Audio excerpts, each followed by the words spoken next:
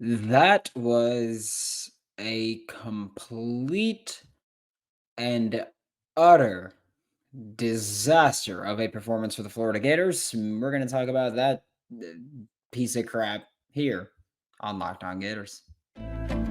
You are Locked On Gators, your daily podcast on the Florida Gators. Part of the Locked On Podcast Network, your team every day.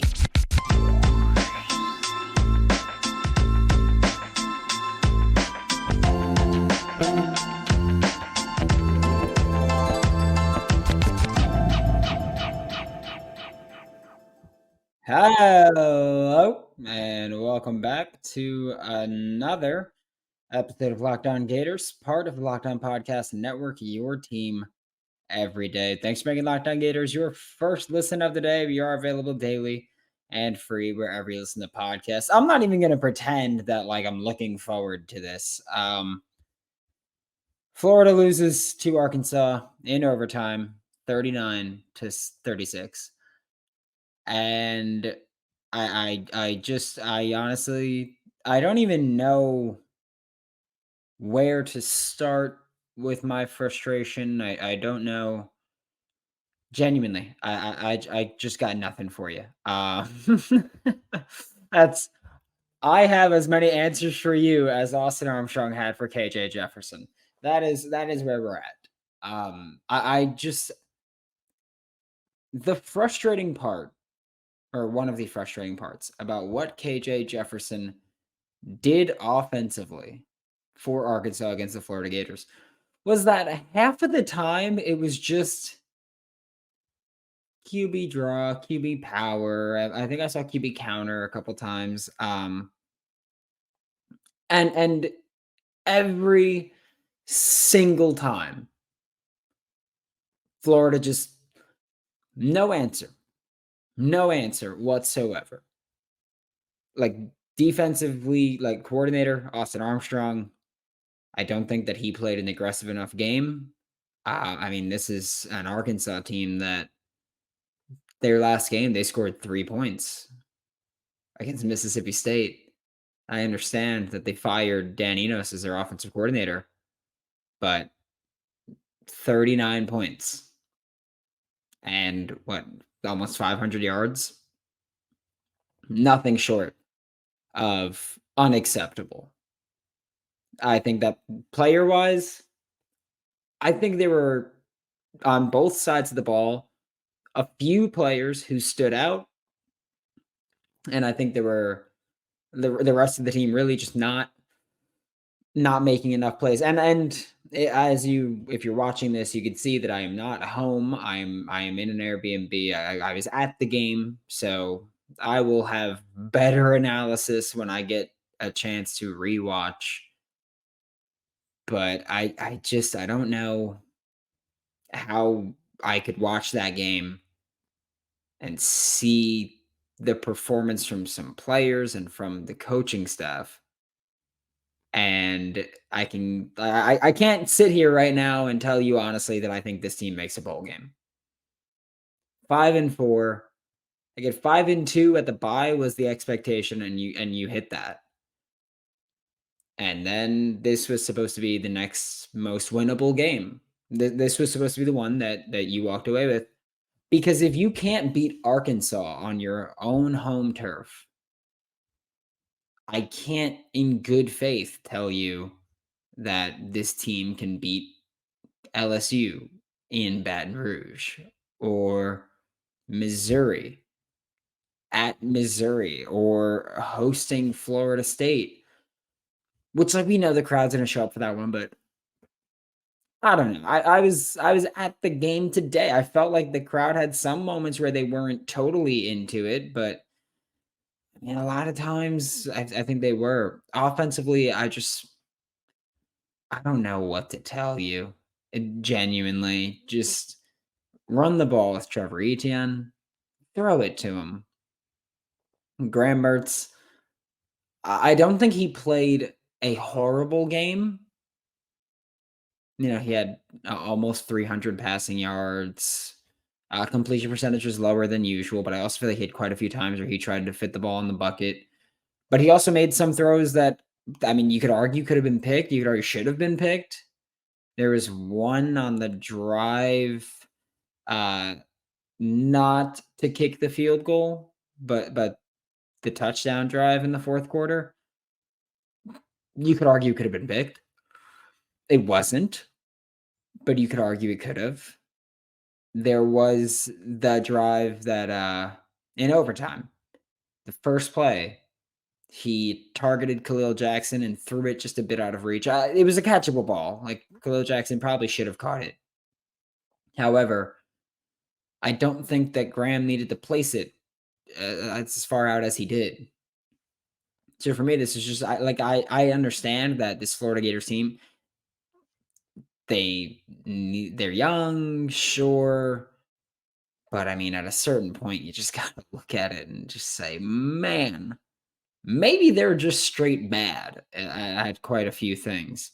I don't like that Arlis Boardingham is just kind of ghost in the game plan, and then late in the fourth quarter, Billy's like, just throw it to Arlis, and then it works every time. Like, let's try throwing it to him in the first half. I don't know. This game just sucked. And it's not that it sucked to lose to 2-6 Arkansas, because if you've been watching this show, you know that despite being 2-6, Arkansas was still outscoring opponents by like 30. Their losses were all close losses, except for the Texas A&M loss. But they took Bama to the wire. They took LSU to the wire. Like, this wasn't a team that is genuinely a bad Arkansas team. Like, that was a very common discussion here this week on Locked On Gators, where we kept talking about that. But it was still your most winnable game. It was still your most winnable game if you're the Florida Gators. And that just absolutely sucks that you walk away here with a loss. And we talk, or at least I feel like I talk about a good deal, like the public perception losses that Florida constantly takes under Billy Napier, whether it's recruiting trolls and stuff like that. And this is another one where, yes, 2-6 Arkansas, despite again, they're the best 2-6 team in the country. I don't think anybody would argue that with you. But they're still 2-6, and this is still a game that you should have won. Yeah, this is. I mean, it's just. Again, I'm like kind of at a loss of words, and I also just have so many words that I want to say that are wildly inappropriate to say on this show. Which is why I'm gonna be at social, so if you wanna hear those words, we'll those words will be said, and they were said after the game to people, but yeah, it just sucked. Before I do say some more words about this, with passion, drive, and patience, which is so ironic, that's what brings home the winning trophy, and it's also what keeps your ride or die alive. eBay Motors has everything you need to maintain your vehicle and level it up to peak performance, from superchargers, roof racks, exhaust kits, LED headlights, and more. Whether you're into speed, power, or style, eBay Motors has got you covered. With over 122 million parts for your number one ride or die, you'll always find exactly what you're looking for. And with eBay Guaranteed Fit, your part is guaranteed to fit your ride every time, or your money back, because with eBay Motors, you're burning rubber and not cash. And with all the parts you need at the price that you want, it's easy to turn your car into the MVP and bring home that win. Keep your ride or die alive at ebaymotors.com. Eligible items only. Exclusions do apply. eBay Guaranteed Fit is only available to U.S. customers.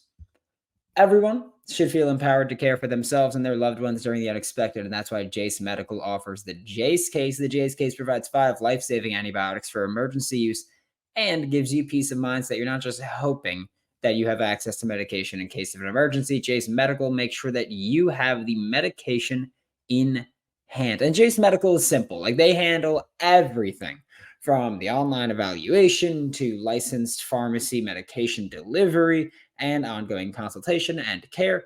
Don't get caught unprepared. Save more than $360 by getting these life-saving antibiotics with Jace Medical, plus an additional $20 off by using code locked on at checkout on jasemedical.com. That's JASE medical.com using promo code locked on.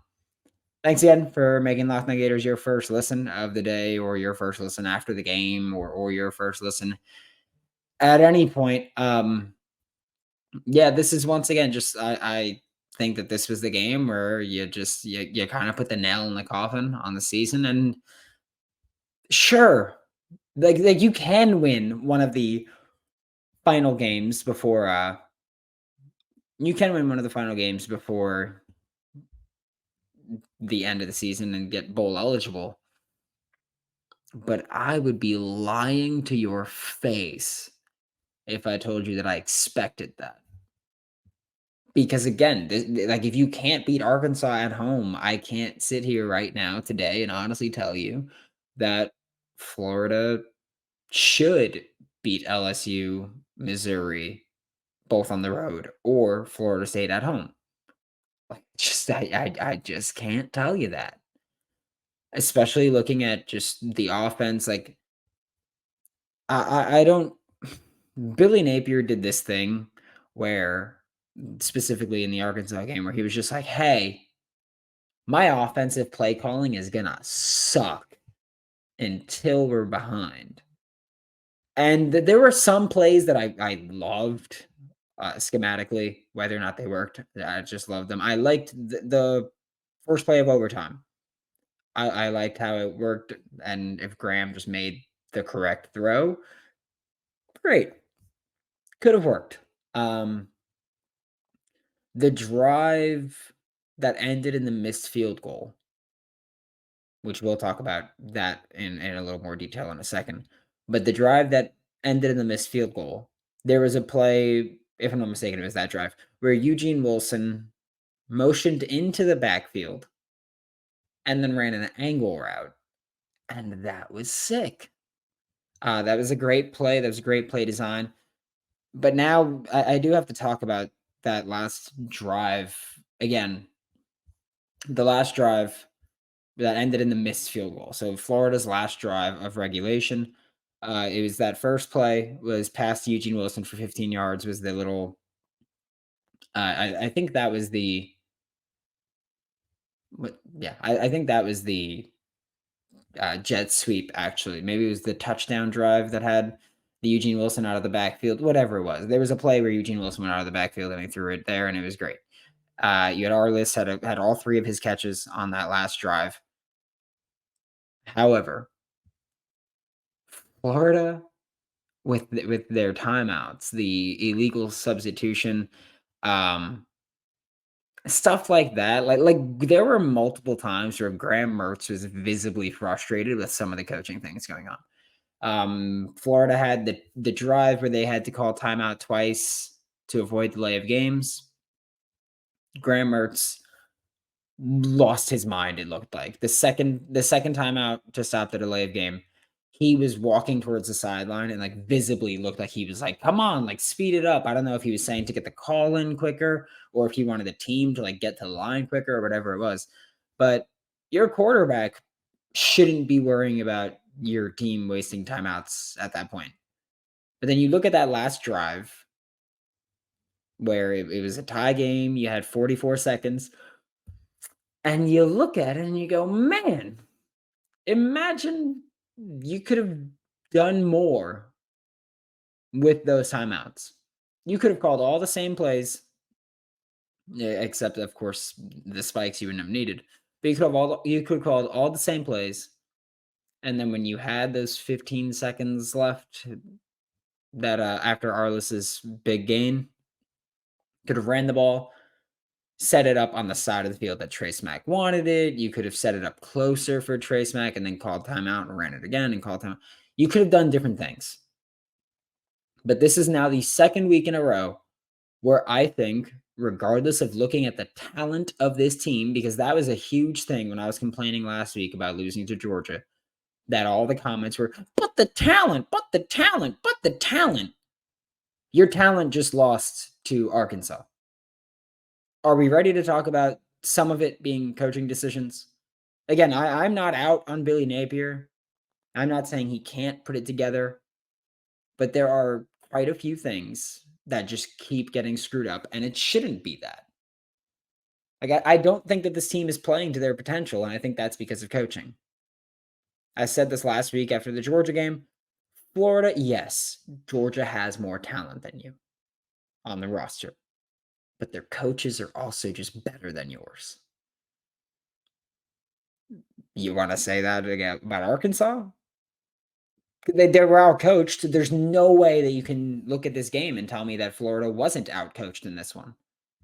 And if you do tell me that, congratulations, you're wrong.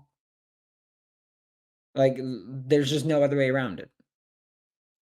Arkansas with their QB run game just went, hey, you know what we're going to do this drive? It's called the same damn thing we've done all game. And it worked consistently. And so, yeah, there needs to be a discussion again. I'm not saying get rid of Napier or anything like that. I'm just saying there should be a conversation about, well, this team is not playing up to their ceiling. And Florida Gators fans have every right to be upset. Okay? Every right. Don't let anybody tell you can't be upset.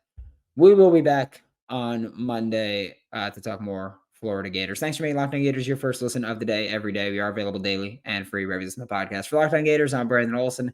Don't forget to follow me on Twitter at WNS_Brandon. Find all my written work with Whole Nine Sports, Giants Country, NFL 33. And I will see you all on Monday.